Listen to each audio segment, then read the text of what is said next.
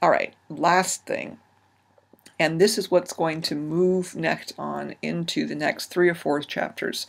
That is to say, government, and what his measures are in terms of where France is in its government, in its development as a nation state. And he starts here by telling you about some of the measures in terms of what government looks like in France in the late 1400s, what aspects of government are very old, very medieval, and what things are starting to look new. And the picture here is meant to point out to you something fundamental, which is that the kings of France, to become kings of France, were sanctified by a sacred oath and by anointing. So they were not just the first among equals in terms of their relationship with the nobles. They had a special sacred body because of having been crowned and anointed by a bishop or an archbishop. They went through a sacre. That's what this is. There should be a little accent mark there. That is to say, the coronation ceremony. And not only were they anointed, but they took an oath. And that oath was to protect France and to rule France well, and in particular to protect France from heretics. So they had a religious duty as kings to look after the souls of their people. That's a very medieval idea. As I pointed out in the sample quiz questions, another measure of medieval ideas is the thaumaturgical concept, the idea that kings, by virtue of having been anointed, transmitted certain miraculous healing powers. So in both France and England, for instance, it was understood that there were certain diseases that a king, by virtue of his crowning and anointment, could cure people of. They had that property, that sacred miracle-making property, by virtue of their kingship. Last but not least, though, you'll notice I put absolutist and constitutionalist in here because Knecht is saying that these are medieval monarchs, but that you can already see in the writings of people like Seyssel some discussions of what are going to become the main 2 strains in the development of monarchy in the next couple centuries alongside the development of the nation state. An absolutist, that is to say centralizing monarchy, or a constitutionalist notion of monarchy that understands the body politic to have some sort of balancing rights over and against a monarch. But they're just being talked about and written about with people like Seyssel. They're certainly not being enacted. His next categories, administration and judiciary, are about tracking the fact that one of the ways to say whether a government is becoming more modern or not is the degree to which it has a bigger or a lesser bureaucracy. So how much bureaucracy there is has an indication, is a measure of how modern, quote unquote, a state is. And in administration, he points out the legal offices are developing, that you have a bureaucracy of law and of the administration of the judiciary, that you have developments in the size and the scope of the king's councils and advisory groups, but this word peripatetic, kings are still mobile. There is no one single center of government. It is wherever the king is, and the king travels. That's what peripatetic means.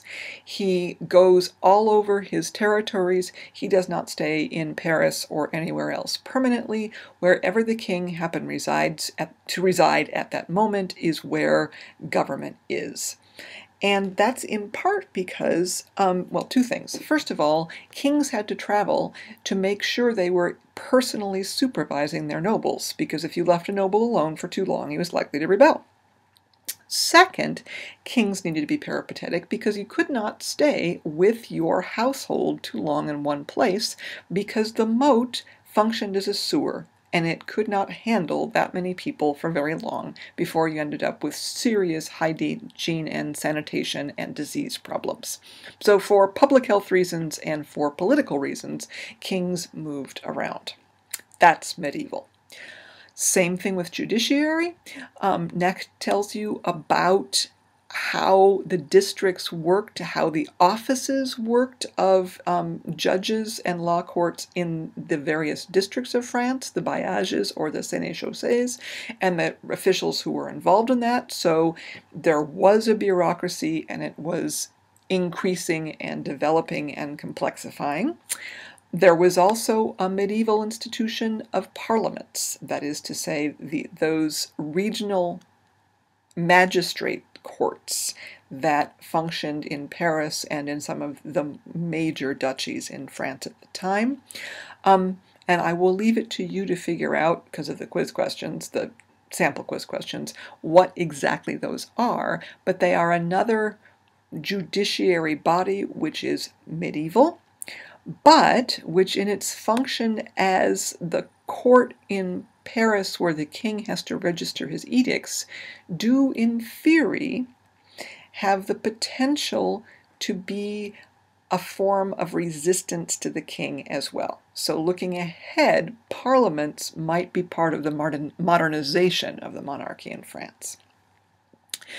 Taxes.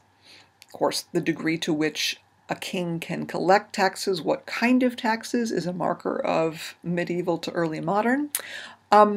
There are two main kinds of taxes that kings have available to them. They're ordinary taxes, that is to say, what they raise as rents off of their domains, off of their lands. So those are the rents that they collect from territories where they own farmland, and the people on that land send them crops, send them money, send them, fees as feudal lords. And that is annual ordinary income for kings. But of course, that's no bigger or better than nobles. It's just how many domains, how many territories you have, how much you can raise off of that land. The other form of taxation that kings have available is called extraordinary taxation, and it's what you do to raise money in times especially of war or for the national defense. Income tax, broadly speaking, and consumption taxes, like the gabelle, which is a tax on salt. So consumption taxes can be tariffs, they can be customs duties, or they can be straight, essentially sales taxes or taxes on goods like salt. But for those, you often need to gain the agreement of a body that you are taxing. So for instance, technically you would need to gain the agreement of an assembly to raise a taille or a gabelle in a territory. Now, that also gets argued about as to whether a king can do it with or without calling some assembly. But these kinds of taxes ordinarily are only supposed to be raised in extraordinary times, and by extraordinary they mean times of war. And the next line, assemblies, indicates both the general notion of the national estates general, assembled by estates, so first, second, and third estate each send representatives, and local estates, country estates, regional estates, the pays d'etat, both of which you can call to raise taxes if you're a king, to ask for advice if you're a king, to get succession disputes, if not resolved, at least get opinions on them from these assemblies. But of course, once you've called an assembly, you also then are essentially inviting them to tell you as king what grievances they have. And that can be a bit complicated because then they can ask for concessions from you as well as you're asking for concessions from them. Last but not least, the army. A king's army, as I said, is not a standing army in the medieval period. It does not last past the spring-summer season. That's because of money. That's because of the terms of enlistment. That's because, by and large, to raise an army, what you are doing is you are asking your nobles to ask their peasants and their knights to muster themselves, to outfit themselves, and to march off to war. And usually, you can't get peasants to stay more than the summer because, of course, they want to go back home for the harvest. And you can't keep an army together very long because of that same problem with hygiene that explains why kings are peripatetic. That is to say, once you've gathered an army together, you only have a few weeks before people, wherever they are gathered, start dying of the diseases brought on by poor sanitation in the pre-modern era. So, here, too, there are some things that look as if they're looking ahead towards more modern France, but it's still a pretty feudal situation in the 1400s, especially, and in the late 1400s even. All right, so here we are, back to the sample quiz questions that I showed you last time that are posted in the last PowerPoint. What I'd like you to do is to take 3 of them and see if you can't figure out how to write an utterly perfect answer. This would be on Thursday, maybe during that time when we ordinarily have class, but on Thursday, try 3 of these. See if you can figure out how to write the most beautiful, beautiful, perfect answer to these 3. One that would make me go, oh my gosh, totally got it. Send that to me as an email, and we will put together the perfect answer key for Chapter 1.